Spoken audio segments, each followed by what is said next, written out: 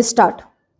महोदय, पंजाब के अंदर चंडीगढ़ का झगड़ा हो, सरकार ने जिस झगड़े को टालना चाहा वह झगड़ा और अधिक उग्र रूप लेकर देश के और सरकार के सामने आया।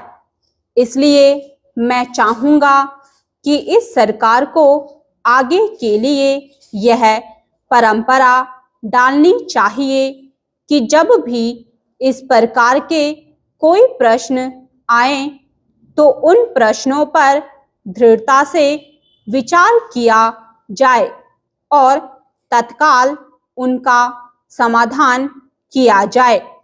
वर्षों तक उन प्रश्नों को लटकते छोड़ लोगों को आपस में संघर्ष का अवसर नहीं देना चाहिए। मैं आपसे निवेदन कर रहा हूं कि जो राष्ट्रीयकरण के समर्थक हैं वे भी राष्ट्रीयकरण को साध्य नहीं मानते। प्रधानमंत्री ने स्वयं स्वीकार किया है कि अनेक देशों में बैंक सरकार के हाथ में हैं, लेकिन बैंक सरकार ने ले लिया तो समाजवाद आ गया। ऐसा कोई नहीं कह सकता। जिन देशों में समाजवाद नहीं है वहाँ बैंक सरकार के हाथों में है। फ्रांस में समाजवाद नहीं है, सरकार ने बैंक ले लिए, और ऑस्ट्रेलिया में बैंक सरकार ने लिए थे, लेकिन बैंक कर्मचारियों के आंदोलन के फलस्वरूप चुनाव में जब नई सरकार बनी तो बैंकों का राष्ट्रीयकरण समाप्त करना पड़ा। राष्ट्रीयकरण कोई हर रोग की रामबाण औषधि नहीं है और राष्ट्रीयकरण सरकारीकरण में नहीं बदलना चाहिए।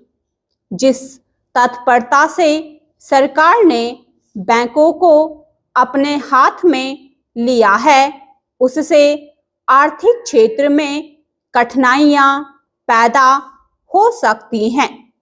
नए नए लोगों में नई नई आशाएं जागी हैं। क्या ये आशाएं पूरी की जा सकेंगी? अगर ये आशाएं पूरी नहीं की गई तो उनके परिणाम भयंकर होंगे। सहकारिता के क्षेत्र में हमने लोगों में नई आशाएं जगाई हैं। हमारा तंत्र उसको पूरा कर पा रहा है। समाजवाद मात्र इरादा नहीं है।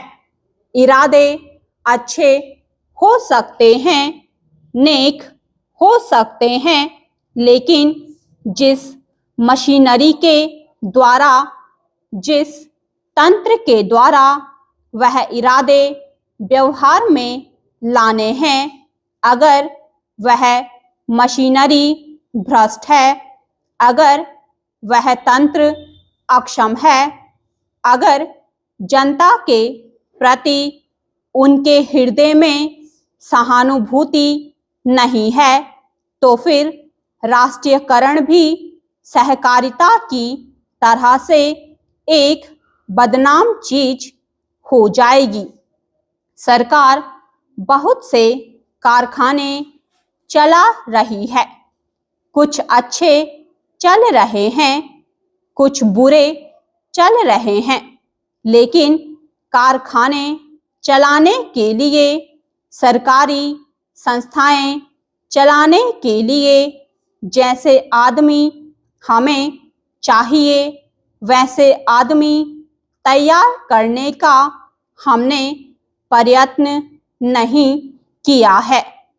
सार्वजनिक उद्योगों को सफल करना सरल नहीं होता। स्टॉप।